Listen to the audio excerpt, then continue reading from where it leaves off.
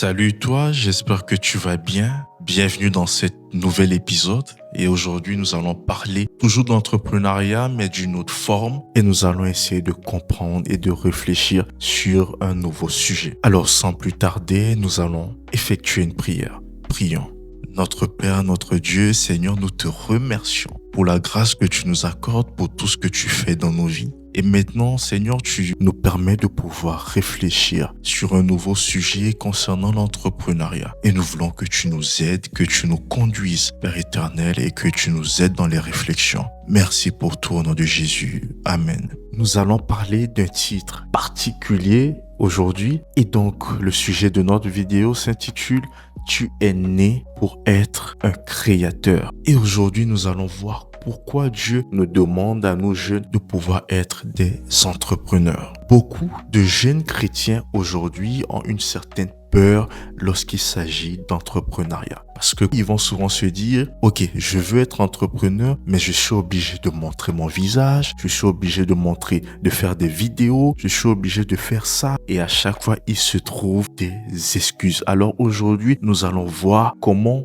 chaque personne en tant que chrétien, en tant qu'enfant de Dieu, nous avons la possibilité d'entreprendre d'une manière différente. Nous voyons dans plein de versets de la Bible, notamment dans Genèse, comment Dieu a eu à créer l'humanité. Et nous voyons également dans plein de versets dans le Second Testament qui nous expliquent combien de fois Dieu a essayé de pouvoir nous aider à pouvoir faire des choses. Et aujourd'hui, nous allons d'abord nous baser sur l'histoire de la création pour que vous compreniez pourquoi chaque être humain a cette capacité-là de pouvoir faire quelque chose. Nous allons parler d'Adam et Ève lorsque Dieu les a expulsés du jardin d'Éden. Ce qu'il leur a demandé de faire, c'est quoi? C'est qu'à la sueur de leur front, ils auront de quoi manger. Et aujourd'hui, nous devons comprendre également que Adam a eu à faire quoi? À cultiver, a eu à reproduire. Il a eu également à faire quoi? À trouver des stratégies, des méthodologies pour pouvoir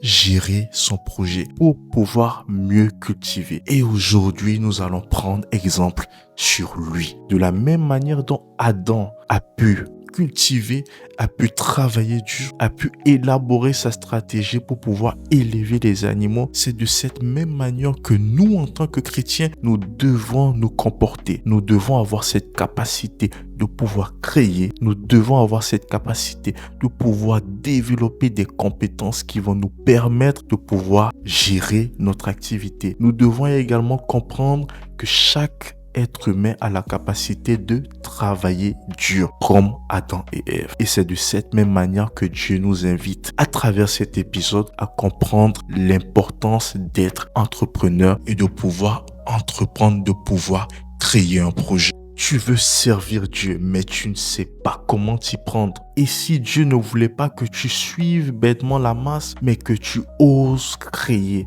alors je t'invite aujourd'hui à être attentif. Dans cet épisode, nous allons voir comment nous sommes dotés de toutes les compétences nécessaires pour pouvoir créer, pour pouvoir gérer des projets. Aujourd'hui, le monde est rempli de souffrances. Beaucoup de personnes n'ont pas cette capacité financière à résoudre leurs problèmes. Aujourd'hui, nous avons des problèmes de santé. Aujourd'hui, nous avons beaucoup de problèmes. Le monde entier est dans la souffrance. Nous avons du mal, que ce soit dans nos boulots. Nous avons des problèmes de santé. Nous avons des manques d'argent qui font que nous avons pas la possibilité de résoudre des problèmes, de répondre à nos problèmes. Alors aujourd'hui, je veux te faire comprendre que c'est important que tu puisses oser, que tu puisses créer. Parce que c'est en créant que tu pourras aider le maximum de personnes. Et c'est ce que Dieu t'invite à faire en cet instant. La Bible nous enseigne énormément de choses, notamment qu'à chaque problème, il y a toujours une solution. Et la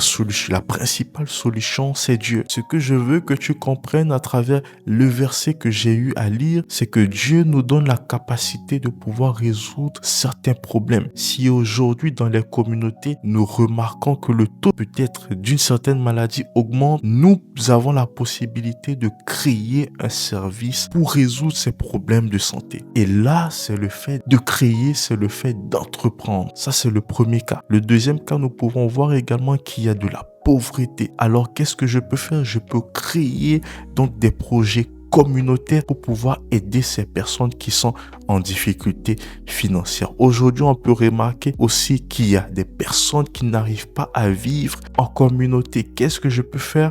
Je peux créer donc des projets communautaires, aider ces personnes. Donc à chaque problème que nous rencontrons, Dieu t'a choisi pour être la personne qui pourra créer une solution pour résoudre ces problèmes. Et c'est ce que je veux que tu comprennes dans cet épisode, que tu es là, tu as cette mission, tu as cette capacité-là de pouvoir régler des problèmes. Et Dieu est là, comme on l'a vu dans l'émission présente, que Dieu est là pour nous orienter, que Dieu est là au centre de notre projet. Alors aujourd'hui, tu dois comprendre que dans tout ce que tu fais, Dieu est là pour t'aider à créer, pour t'aider à résoudre un problème. Beaucoup de personnes trouvent souvent des excuses pour ne pas se lancer. Beaucoup de personnes procrastinent. On voit même que Moïse, lorsque Dieu a voulu l'envoyer, il a donné une réponse. Je ne sais pas parler. Mais qu'est-ce que Dieu a fait? Dieu lui a envoyé Aaron. Gédéon qui disait, je ne suis pas fort. Qu'est-ce que Dieu a fait? Dieu lui a donné de la force. Aujourd'hui, certains disent, je n'ai pas d'argent, donc je ne peux pas me lancer. Sache que Dieu va te doter des capacités et des compétences qui vont te permettre de pouvoir gagner de l'argent là-dedans et de derrière, de pouvoir faire la mission, de pouvoir atteindre les objectifs et de pouvoir faire la mission qu'il t'a confiée. Dieu ne cherche pas à ce que tu sois quelqu'un qui est tout. Quelqu'un qui ait toutes les compétences. Dieu cherche des personnes qui soient disposées à recevoir les compétences et les capacités qu'il veut, ou bien les compétences, les capacités que ces personnes ont besoin pour pouvoir créer, pour pouvoir changer de vie, pour pouvoir lancer des projets. Et c'est dans ce sens que lorsque tu te laisses disposé, Dieu va t'utiliser parce qu'il a cette mission pour toi. En résumé, je veux que tu comprennes dans cet épisode qu'à chaque fois que nous avons une mission que Dieu nous a confiée, peu importe les difficultés, Dieu est là, il a toujours les solutions. Et également dans chaque problème que nous pouvons rencontrer dans la vie, que ce soit des problèmes dans notre famille, dans l'environnement, nous devons être prêts pour pouvoir résoudre ces problèmes en mettant nos talents, nos compétences à son œuvre. Et c'est par là nous faisons ce qu'on appelle de l'entrepreneuriat parce que nous créons des choses pour pouvoir l'aider. Aujourd'hui, nous voyons avec l'intelligence artificielle comment il est plus facile de faire certaines choses. Lorsqu'on veut étudier, que nous avons du mal à comprendre un sujet, nous voyons comment l'intelligence artificielle peut nous aider à résoudre ce problème. Donc, comme je l'ai dit, dans chaque problème que nous rencontrons, il y a toujours une solution et Dieu veut t'utiliser également pour que tu sois cette solution-là pour lui. Les chrétiens qui veulent réussir dans la vie doivent savoir ces trois choses. Premièrement, ils doivent avoir la vision. Lorsque tu as la vision à moyen, à court, à long terme, alors Dieu va t'utiliser. Deuxièmement, c'est que tu dois être discipliné. Lorsque tu es discipliné, Dieu va comprendre cela et également il va t'orienter. Troisièmement, tu dois être quelqu'un qui vise l'excellence. Si tu n'as pas ces trois choses, je ne pense pas que tu sois en mesure de lancer un projet qui va réussir parce qu'à chaque fois, tu vas procrastiner et tu vas abandonner. Alors, n'oublie pas ces trois points, la vision, la discipline et viser l'excellence. Nous allons lire un verset, donc le verset 23 du chapitre 3 de Colossiens qui nous dit « Tout ce que vous faites, faites-le de bon cœur, comme pour le Seigneur et non pour des hommes. » Lorsque tu lances ton projet e-commerce, lorsque tu lances ton projet en informatique, lorsque tu lances ton projet en santé, n'oublie pas de toujours le faire de bon cœur et avec passion. Ça, c'est l'une des choses que j'ai appris au fur et à mesure, surtout dans les accompagnements que j'ai eu à proposer. Lorsque j'aide des personnes, je le fais avec bon cœur et je le fais avec passion. C'est ce que Dieu t'invite également à faire. Et même si tu n'as pas la passion pour un début, mais que tu as la volonté, Dieu va te donner la passion de le faire.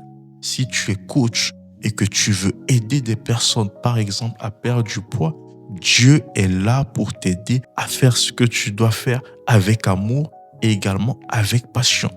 Alors, tu dois comprendre cela pour pouvoir évoluer. Pour finir notre sujet, tu dois comprendre que tu es appelé à créer. Tu es appelé à prendre des risques.